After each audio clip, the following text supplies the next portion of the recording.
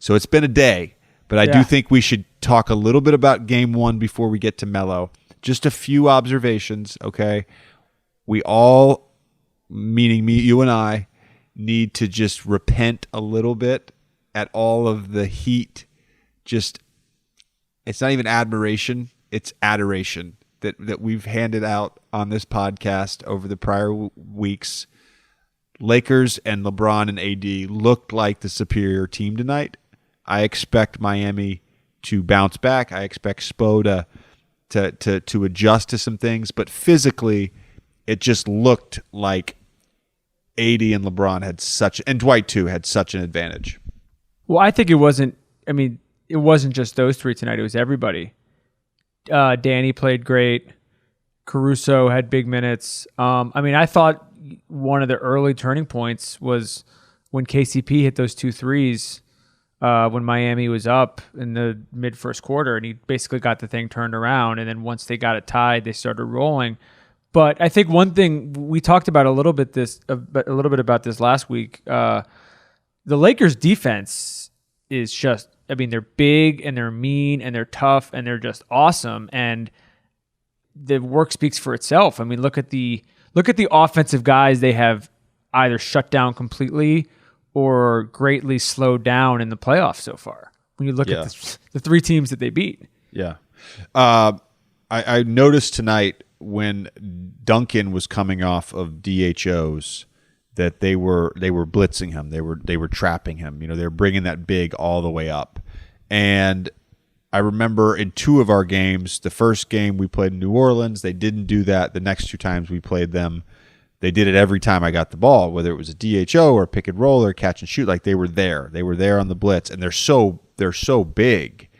Dwight, AD, their bigs are so big that it's hard sometimes to sort of make plays out of that.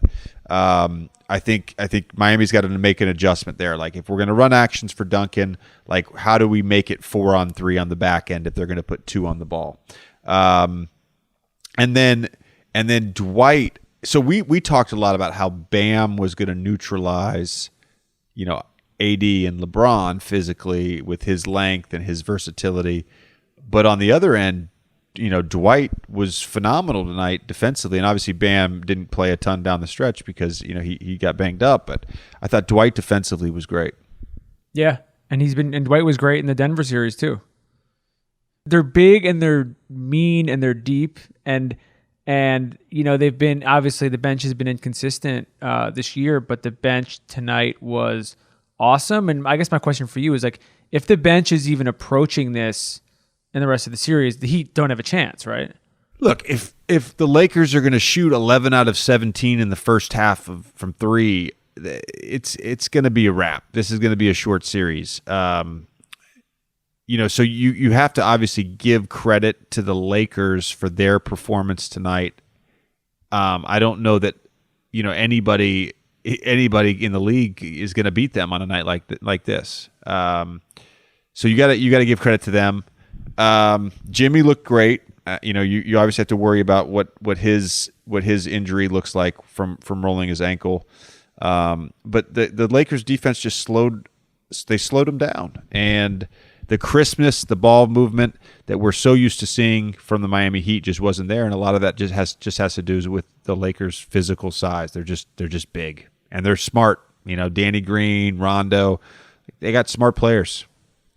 Do you think that the size of the deficit in a loss makes any difference? Like, is there any difference between losing by 6 points in the fourth quarter and getting blown out like this on your psyche in a series? No, I don't think there is. The good teams, they realize that there's no extra points you get in the march to 4 wins if you blow a team out. Stan used to always preach that.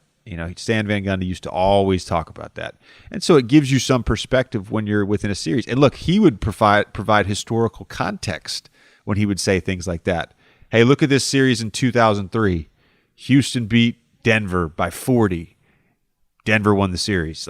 He would show us these examples where teams bounce back. And truthfully, in my finals run that I had in Orlando, we were either down or got blown out in a bunch of games in every series. We were down to Philly, we were down to Boston, got blown out once by Cleveland. So it's like you have to just have the mental toughness to bounce back. And as we've discussed, I think Miami is that team that's going to bounce back.